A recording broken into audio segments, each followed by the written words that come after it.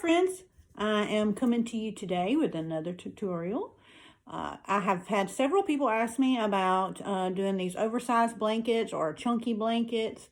I don't offer those blankets in my store or in our workshops, but I do like to DIY and I do like to teach people how to do things, hence the reason I started this business. And I do like to save money. So I researched online. I found lots of tutorials on how to make these blankets. Found them on lots of sites on Etsy and Pinterest if there's those of you who don't want to make them but just want to purchase one.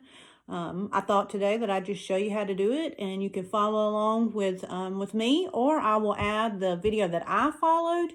I watched several and found one that I thought to be the easiest. And I'll share that in the links as well so you can follow along with that in case my video isn't as clear for you. And feel free to shoot me any questions and I'll answer those as best I can. All right, thanks. Stay tuned. Okay, the video that I watched suggested using this yarn here. I got it at Michael's. You can get it at Hobby Lobby or online on Amazon, and it doesn't particularly have to be this brand. It could be any large brand. They had some velvet kind I noticed, and some really soft kind, some fuzzy like a wool kind. And this just seemed the softest to me, and it was what was in the video, and I tend to just follow the instructions. So that's what I got. Right now, Michael's has it on sale for $6. The video I watched suggested you need 5 rolls. So I spent $36 yesterday, a little more with tax, to make this blanket. So I'm going to show you how to do it now. I went ahead and unrolled a good section of the yarn just because it was easier to manage than unraveling that ball of yarn every couple of minutes. So you're going to take a piece, and first thing you want to do is make a knot on the end. So you're just going to wrap it around your hand, and you're going to actually wrap it around your hand. Wrap it around your hand and pull through so you make a knot. You should have something that looks like this. There you go. And the option for the first row is you're just going to make a chain. So you're just going to pull this yarn through your loop and through the next loop and so on until you get to the end. And I'll do a couple and then hold it up so you can see. The video that I watched suggested doing 20 loops, as that made a good comfortable size blanket. I assume you could make them as many as you'd like depending on the size you wanted. I assume you could probably make these big enough to cover beds and whatnot. So I'm going to just do a few to give you an idea and for time's purposes. So here's what it should look like. After you pull through several times, you should get what looks like a chain. And I'll show you again. You hold up your circle here and you pull through. Hold up your circle, pull through. Making sure that you keep your chains about the same size going all the way down. Okay. Now, once you get to the end, you're going to make one extra loop to start the next row. And then at this point, you'll want to pick your yarn up and move it to the other sides. It just makes it easier to manage.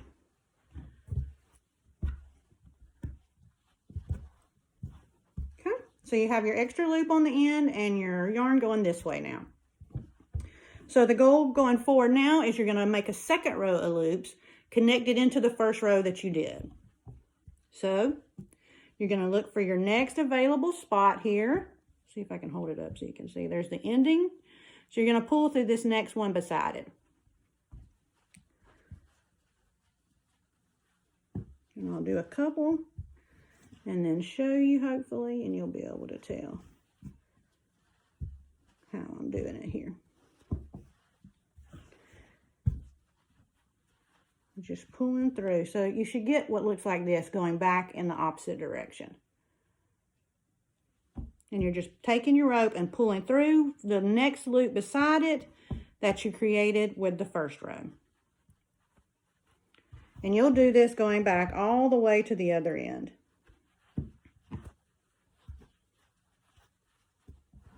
Still just loops, kind of keep it on the same size, going back all the way. Okay, once you make it back to this end, where you have this, you're going to do the same thing you did the first time, which was start another loop inside of this, an extra loop to start your third row. So you'll pull it through. Not so much, not as much as I just did. Okay, so you'll start again. You're starting your third row. I'll do a couple so you can see.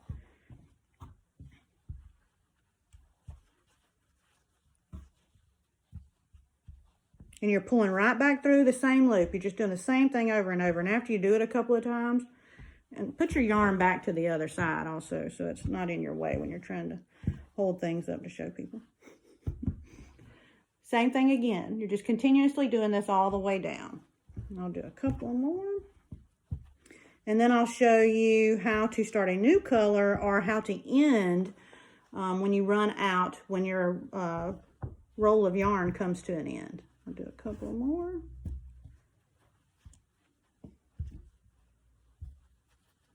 So you can see. Again, still just making a chain all the way down. And when you get to the end, same thing. Make one extra loop, turn, and come back in the same direction, pulling through the chains that you just made on the row before.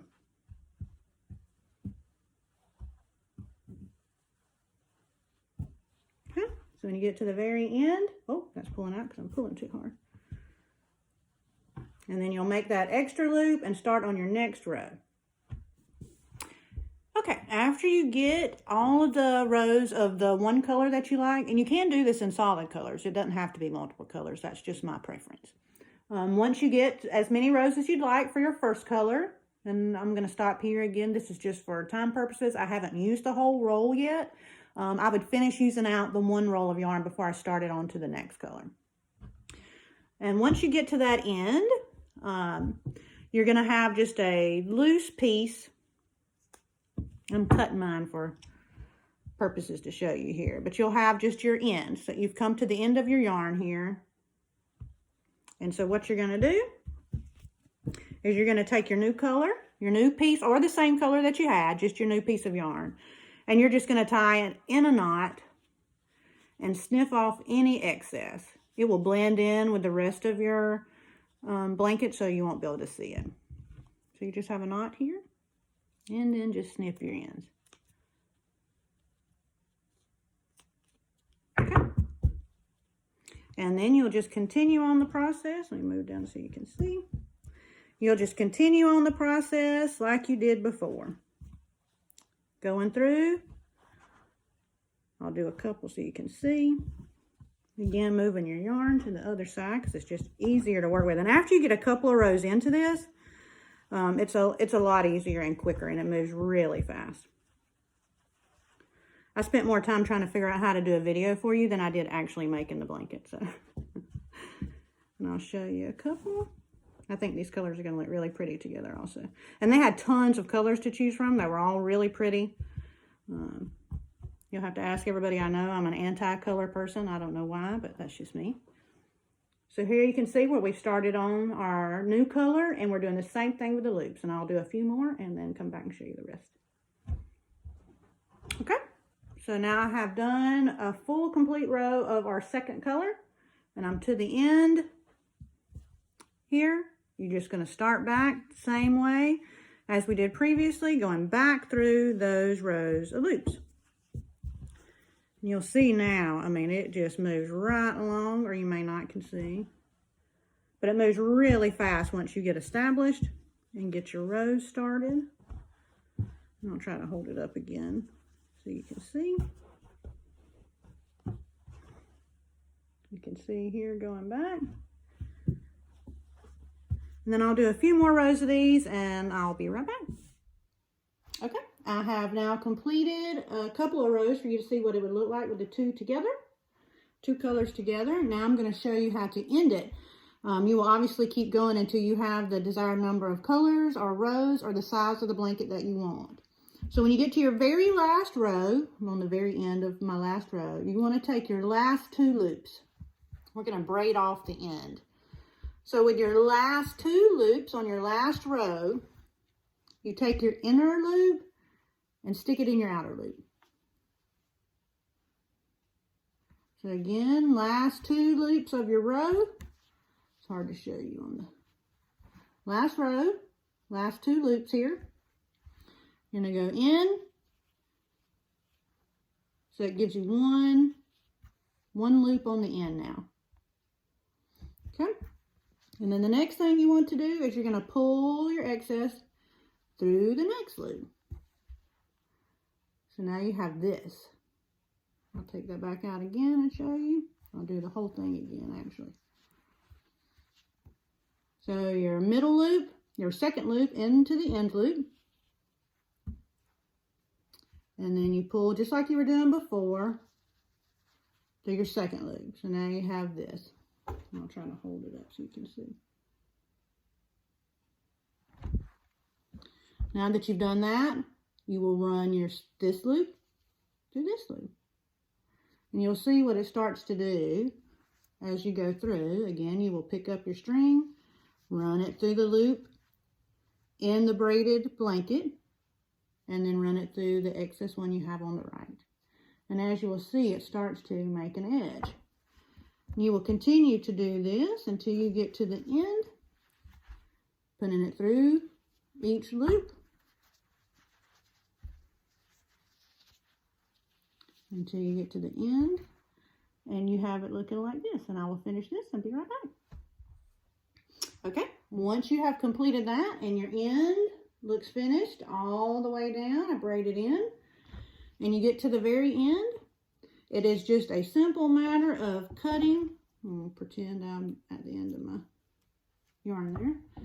Just a simple matter of tying a regular knot and cutting off the excess.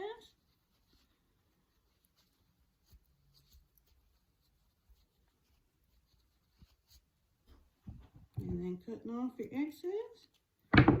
And then there you go. Here is a short, simplified version. And super saw makes super. You'll cut off your existing string from the beginning too, by the way. Same thing, make a knot and tie it off. In the video, the young lady suggested giving them as gifts, wrapping them up with a string and a card. They make great gifts. Again, $36 is what it costs. I'll attach the video that I followed, and this video will hopefully help you. And again, send me any questions, and I'll be glad to help in any way. Thanks, and hope y'all have happy crafting.